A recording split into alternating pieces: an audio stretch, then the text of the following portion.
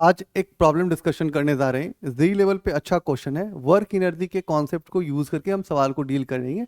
दूसरा है कि कन्वेयर बेल्ट वाला प्रॉब्लम है। क्वेश्चन में एक ब्यूटी है कि फ्रिक्शन नहीं दिया हुआ है, तो बहुत इजीएस्ट पाथ आप चूज कर सकते थे इस क्वेश्चन को सॉल्व करने के लिए। तो समझिए कि क्वेश्चन का बैकग्राउंड क्या है। अपने पास एक कन्वेयर बेल्ट है जहाँ पे 4 पैकेज रखा हुआ है। हर पैकेज के बीच का जो डिस्टेंस है डी है। कन्वेयर बेल्ट जो है और पुली का जो मास है उसको आपको नेग्लेक्ट कर देना है। इस पे हम एक कांस्टेंट 840 न्यूटन का फोर्स अप्लाई करते हैं। मुझे पता करना है कि पैकेज 2 का वेलोसिटी क्या होगा जब वो पॉइंट ए से नीचे गिरता है। तो सिंपल है कि आपको वेलोसिटी पता करना है। किसका पता करना है? पैकेज 2 का, जब वो पॉइंट ए से नीचे गिरता है। वेरी इंपॉर्टेंट पार्ट था, इसको हम ध्यान से सुनिएगा 2-3 बार पॉज करके, ठीक है।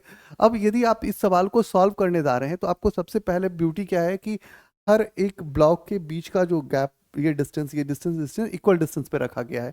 तो पहला वाला, जब ये बेल्ट को मूव करेंगे तो पहला वाला ए वाले पॉइंट पे आकर के आगे से गिर जाएगा। दूसरा वाला फिर डी डिस्टेंस कवर करेगा। तो ये क्वेश्चन की सबसे बड़ी ब्यूटी है, ठीक है। दूसरी बात है कि क्वेश्चन को सॉल्व करने के लिए आपको वर्क एनर्जी के कॉन्सेप्ट को यूज करना चाहिए। तो ध्यान से देखिए कि हम कैसे यूज करते हैं।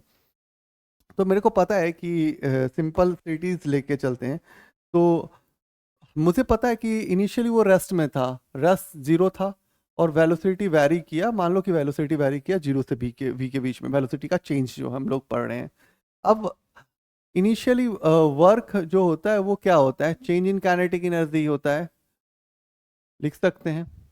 तो वर्क एफ इंटू डी, और काइनेटिक एनर्जी कितना हो जाएगा? Change half M V square minus zero. अब यहाँ पे क्या है कि आपको, क्योंकि बेल्ट पे चारों मास मूव कर रहा है और जब ए पॉइंट पे आया होगा पहला वाला ब्लॉक, तब जाकर के नीचे गिरा होगा। मतलब शुरुआत में आपको ये भी समझना होगा कि आपको जो वेलोसिटी निकालना है वो पूरे सिस्टम का पहले वेलोसिटी पता कर लीजिए, ठीक है। तो वो थोड़ा बेनिफिशियल पार्ट होता है आपके लिए। तो आप क्या कर सकते हैं कि F into D equal to 1/2। अभी मास तो चारों मूव कर रहा था, तो 6 × v²। तो हम क्या लिख सकते हैं? F into D by 8 equal to v²। पहला बात कर लिए। अब ये वेलोसिटी जो है वो पैकेज 2 का इनिशियल वेलोसिटी होगा। तो पैकेज 2 का इनिशियल वेलोसिटी जो है वो अब मान लीजिए v है। अब v से वो नया चेंज होकर के कहाँ चला गया? v1 तक चला गया, ठीक है ना। अब आप ध्यान रखिए कि आप वर्क इक्वल टू क्या बोल सकते हैं? Change in kinetic energy. तो वर्क इक्वल टू क्या हो सकता है जी? एफ इंटू डी हो सकता है। Change in kinetic energy 1/2। अब आपके पास वहां पे बचेगा आपको 2, 3, 4, क्योंकि ए वाला तो गिर गया। तो kinetic energy half M, M कितना है? तो 3m, और v1² जो आपको कैलकुलेट करना है -1/2 3m और v²। आप ध्यान से देखिए कि इसको हम क्या लिख सकते हैं? F into D equal to 1/2, 3m common ले लिए तो बचेगा क्या यार? v1² minus v²। क्लियर है?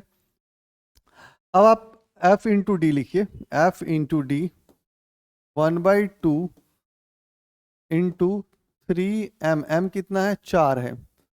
v1² minus F D by 8। कभी कभी कैलकुलेशन एरर होता है लोगों को, तो ध्यान से देख लेना जी। तो f into D equal to, ये कितना हो जाएगा? 6 हो जाएगा। तो 6 v1² माइनस 6 f d/8।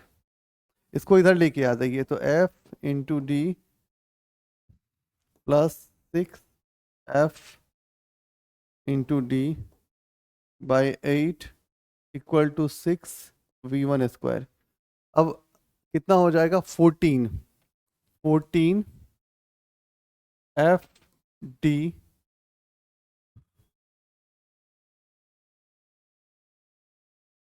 ठीक है जी बाई 48 इक्वल टू v1²। 7, और ये कितना हो जाएगा? 24। तो 7 f d divide by 24 v1²। Clear है?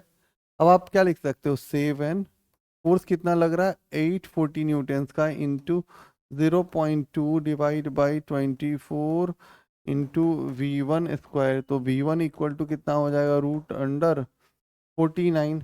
तो V1 कितना हो जाएगा 7 मीटर पर सेकेंड, मतलब पैकेज 2 का जो स्पीड हो जाएगा वो कितना हो जाएगा 7 मीटर पर सेकेंड हो जाएगा। तो सिंप्लिसिटीज भी कभी कभी क्वेश्चंस में बहुत इंपॉर्टेंट होता है। आप क्वेश्चन के बैकग्राउंड्स पे जाइए, ध्यान रखिए कि इनिशियली वो रेस्ट में था। जब चारों पैकेज मूव करेगा बेल्ट पे तो उसका जो पूरे सिस्टम का वेलोसिटीज हो सकता है वो निकाला जा सकता है। दूसरी बात उसमें इंपॉर्टेंट है कि जो पैकेज फर्स्ट गिरा है तो पैकेज 2 के पास जो वो स्पीड आएगा वो स्पीड क्या होगा आपका, तो वो स्पीड से आपने कैलकुलेट किया है, ये इनिशियल वाला स्पीड होगा, तो फाइनल वेरी करवा लीजिएगा। तो आज के लिए थैंक यू।